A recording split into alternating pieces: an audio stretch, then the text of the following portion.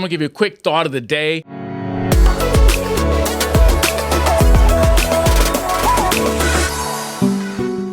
From a time in Bible study this morning I had, and it's more of a question than it actually is a thought, but I want you to think about the thought, so I guess it is a thought of the day. It comes from Philippians chapter 4, verses 10 through 13. And verse 13 is very familiar to a lot of us. You've been in church, you've probably seen it on mugs, you've seen it on shirts, but it says, I can do all things through Christ who strengthens me. Actually, the English Standard Version says, I can do all things through him who strengthens me. But starting at verse 10, listen to what Paul says. I rejoice in the Lord greatly that now at length you have revived your concern for me. You were indeed concerned for me, but you had no opportunity. Not that I'm speaking of being in need, for I have learned in whatever situation I am to be content. I know how to be brought low, and I know how to abound. In every circumstance, I have learned the secret of facing plenty and hunger, abundance and need.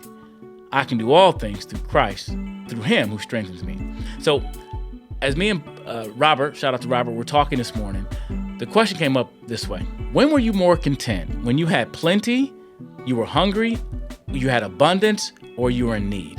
So when were you most content? And I think sometimes we can be more content when we have need, when we don't have these things that we think we need. Or we may want. We just don't have them.